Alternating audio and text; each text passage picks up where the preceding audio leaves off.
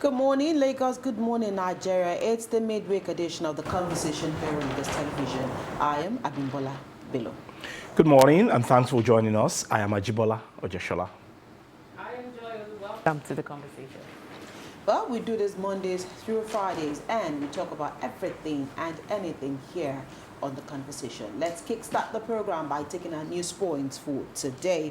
Let me start since we discussed about this yesterday, and of course, President Tinubu, amongst others, attended the inauguration of Ghanaian president yesterday, where Mr. Tinubu called for Africa's unity. Obasanjo Zuma attend Mahama's inauguration. President Bola Tinubu has called on African leaders to prioritize unity and dialogue as the foundation for the continent's progress. He spoke on Tuesday in Accra, Ghana, during the inauguration of President John Mahama. Apart from Tinubu, other notable African figures or leaders that attended the inauguration include ex-Nigerian presidents Olusegun Obasanjo and Goodluck Jonathan, Rwandan President Paul Kagame, and ex-South African President Jacob Zuma. Tinubu, in his speech, hailed Ghana's democratic transition as a symbol of Africa's potential for collaboration and resilience. Addressing an audience of regional leaders and dignitaries, Tinubu, who is also the chairman, Economic Community of West African States, emphasized the importance of solidarity among African nations.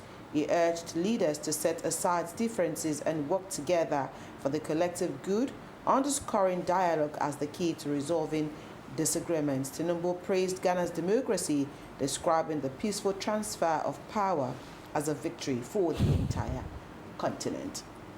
Well, key message for me at yesterday's inauguration was that handshake between our president and ex-president Olusegun Obasanjo.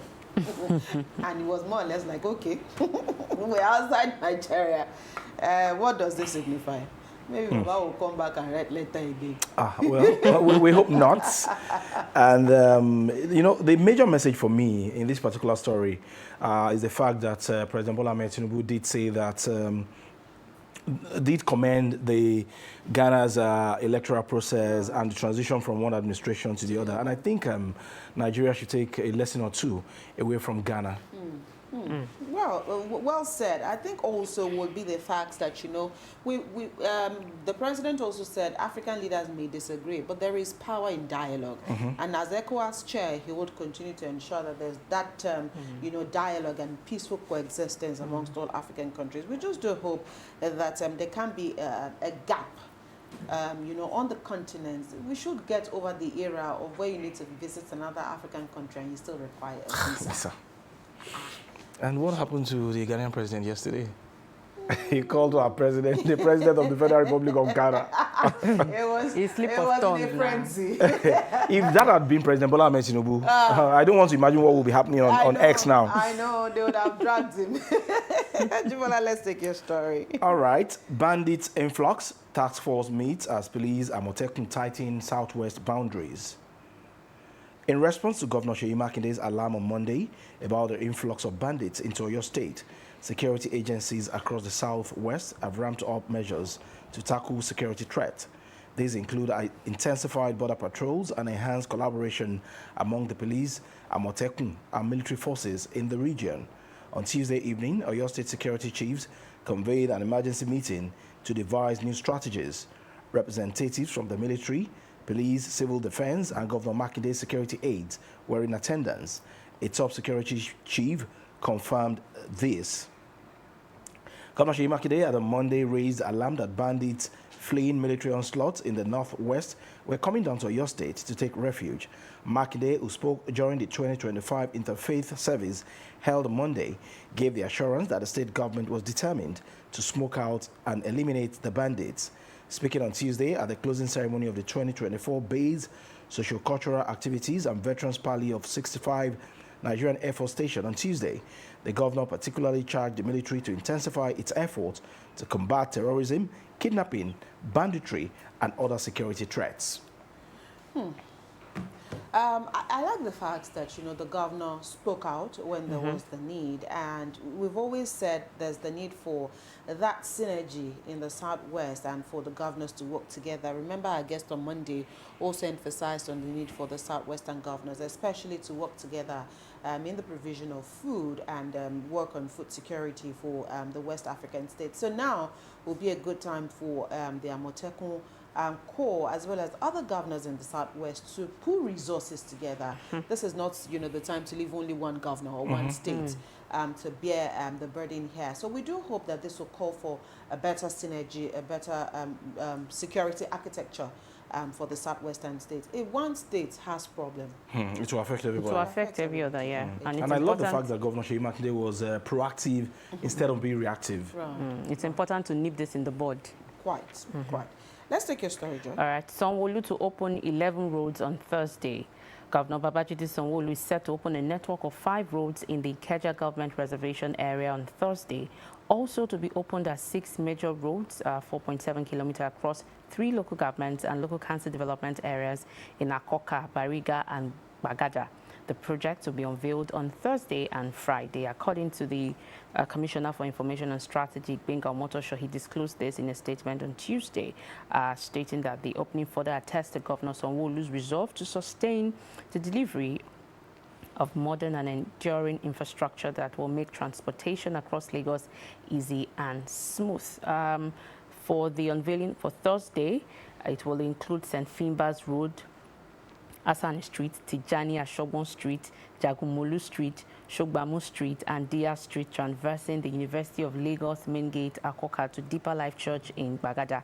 And for the Ikeja GRA, you have Obadosumu Street, Oduduwa Way, Oduduwa Crescent, Shobo Aribodu, I hope I got that right. Shobo Arobiodu. Arobiodu and Atibebelo.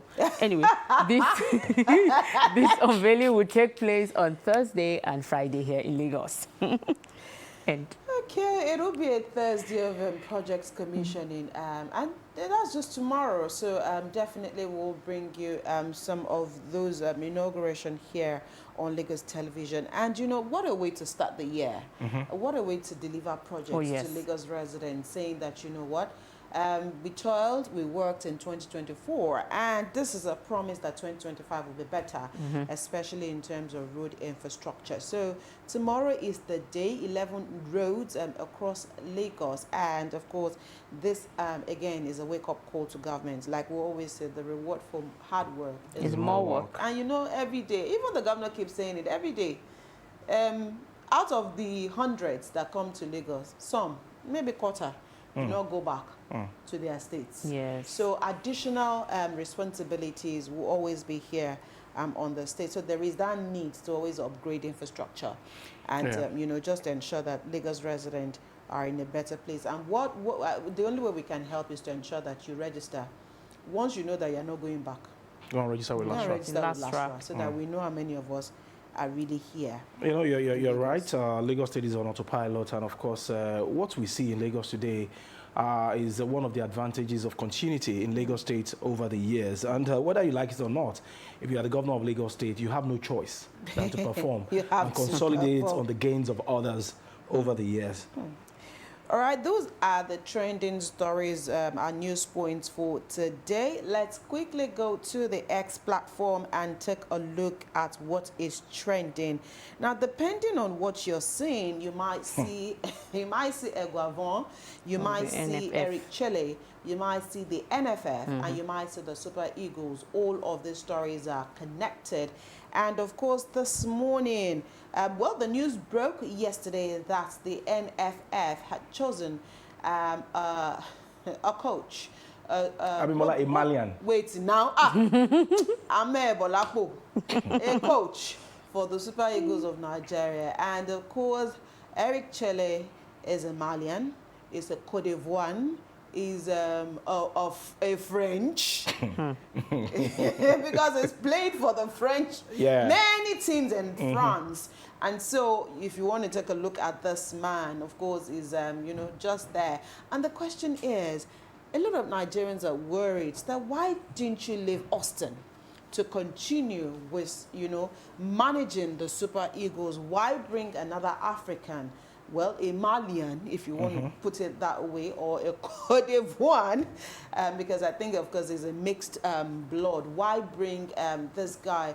What experience does he have that Austin Eguavoen does not have?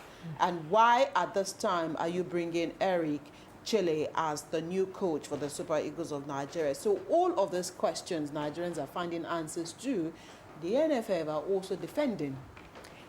I think it's just a matter of complex for the NFF because fine, the Malian played abroad just like Eguavoen, and he will need some time to study the team before he will now integrate himself into that team. Then what does he have that Eguavoen does not have? He's not. I think we have complex. He's not a Nigerian. Oh. He's from Mali. Yeah, that's what he has. That. Okay, with the French blood. There are Malians and there are Malians. Yeah. Okay, I don't know what that is, but really, I think we need to also start building confidence in our whole. Yes. I really do not know how Austin is feeling at the moment. Yes, he might have not delivered so far on some of the things that the Super Eagles, some of the games. He became the coach of the Super Eagles by accident. That's what I'm saying, that perhaps he has not delivered because of the time frame or because of the retinue of players. But wait a minute, these are guys that also play their craft in other countries. So you needed to also have given him time to put a team together, because I keep saying it, Nigeria doesn't even have a team. We don't. What we have at the moment is just a potpourri of players, and they will all defend where they're playing, because that's where their money actually comes from. Yes, yeah. And so this is the time to have actually given Austin maybe a time frame of 2 years to if find boys that he can actually work with. If he's going to use home-based players to develop his team, he does not have control of this current team at his tip. Because this team is made up of a lot of big boys. Big boys. Yeah. And of course, everybody will say, Shebi is Austin. But then, now that a Malian is coming, I don't know if we're going to now treat him like an abroadian. But he's and what's the time frame that they are giving the new coach to perform? AFCON is around the corner. Shebi there's AFCON in 2025. And we still have World Cup qualifiers. Okay. Let's see how this will all play. eyes on the new coach. All eyes on Eric Chelle. All right, we'll take a quick break. When we return, quickly, we'll take a look at today's conversation. We'll take a quick break. And when we return, it will be time to take a look at today's column.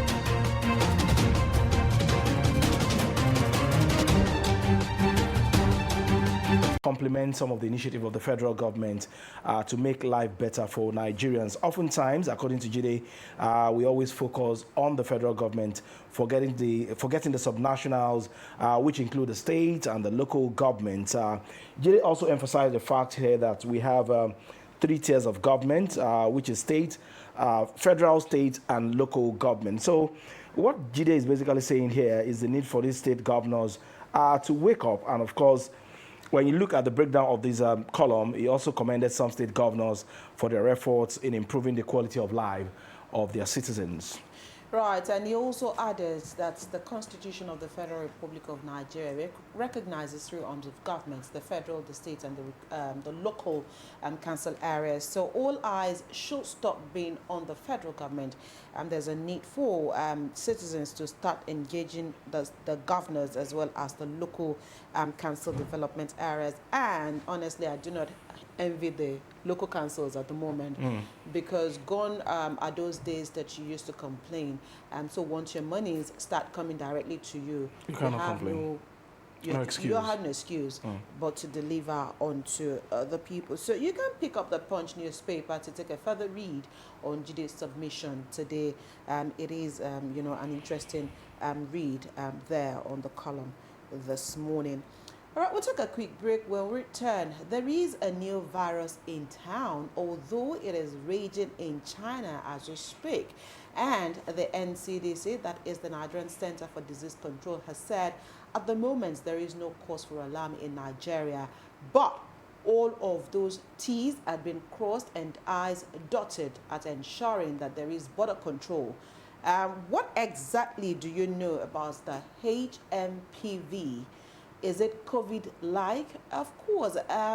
This new virus also broke out at the tail end of 2024, meaning that exactly about 5 years after COVID-19 was discovered, the new virus is also raging in China. What are the symptoms of this new virus, and how, as Nigerians, can we take care of ourselves? We're now seeing a lot more people wearing the masks again. And so what are some of the things that we need to know, and how do we need to take care of ourselves? For many who've taken the COVID-19 vaccine, is this a sure way of getting prevented from contracting the HMPV? We do have a doctor in the house this morning, and together we'll take a look at the new virus. A doctor will be here after this break.